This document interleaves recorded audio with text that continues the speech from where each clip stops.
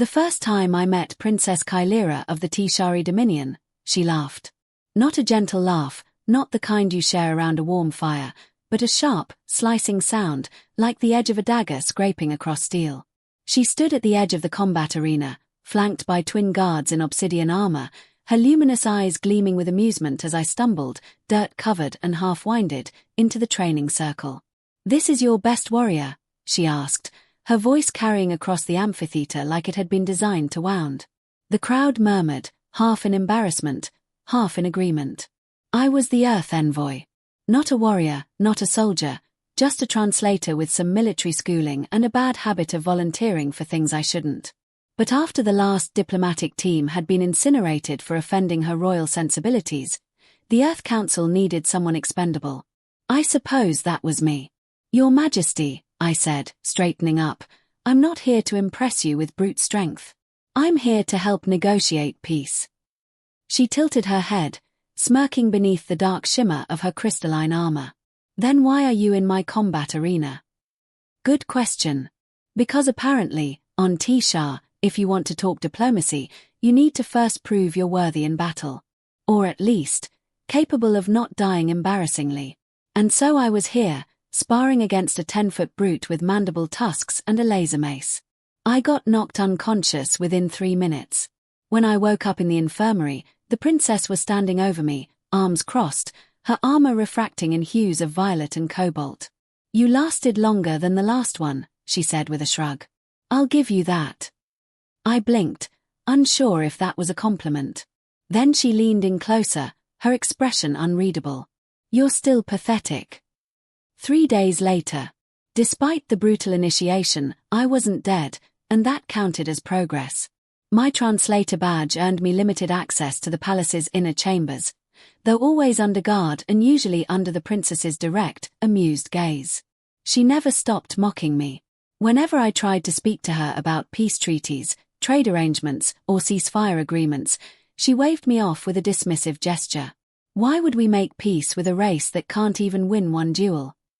One evening, after another failed attempt at diplomacy, I followed her out into the training arena.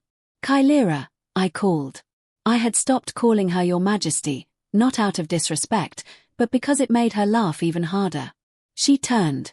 Curious. "Why do you wear that armor all the time?" I asked.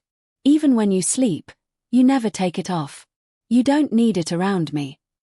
Her face darkened for a moment, and then she smirked.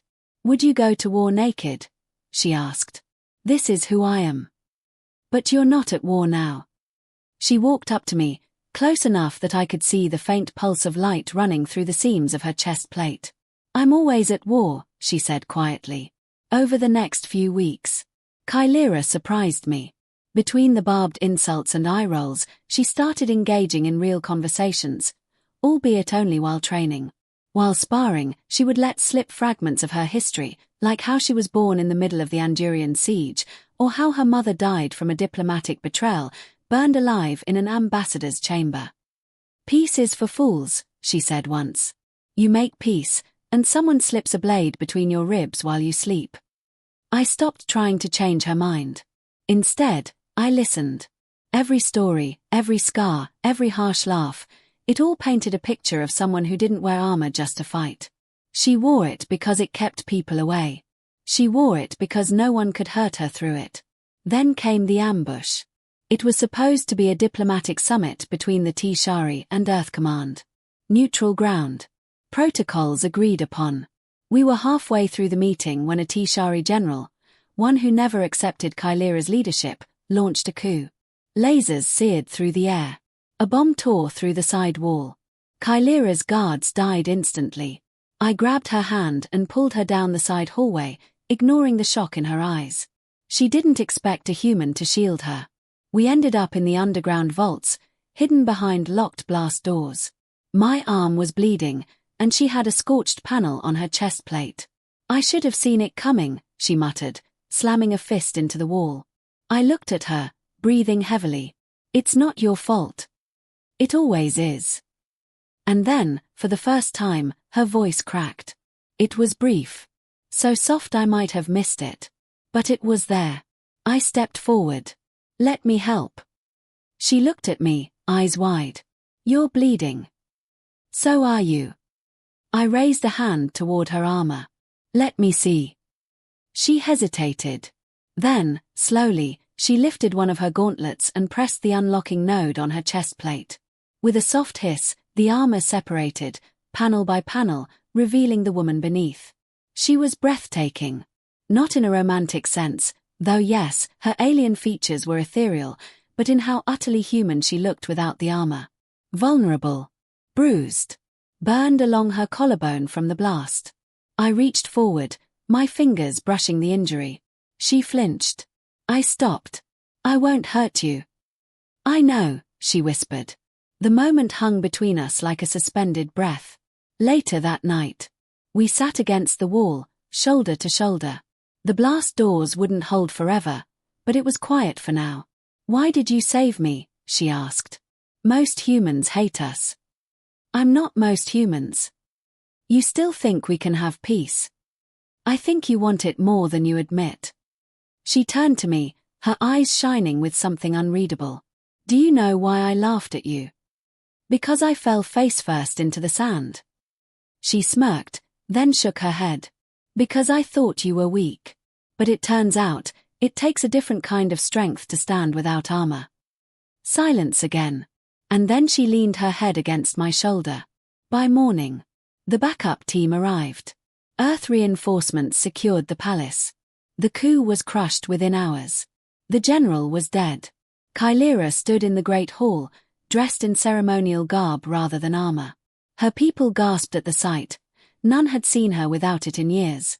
She took the podium beside me and, to everyone's shock, extended her hand in alliance. I judged your people unfairly, she said. This human showed me what true strength is, not in dominance, but in trust. The crowd erupted in astonishment. Not all agreed. But it was enough. A treaty was signed that day. 3 months later, the arena was quiet again, the sand smooth and undisturbed. I stood at its edge, watching as Kaelira sparred with a young cadet. She laughed when he hit her square in the stomach. This time, it wasn't a cruel laugh. She walked over to me, now fully dressed in light training robes, armor gone. You still look ridiculous holding a sword, she said, smiling.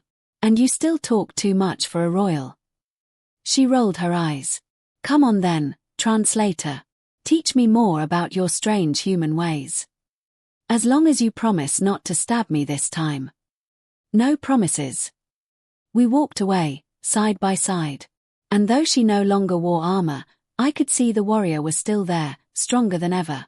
But now, beneath that strength, was something else. Hope.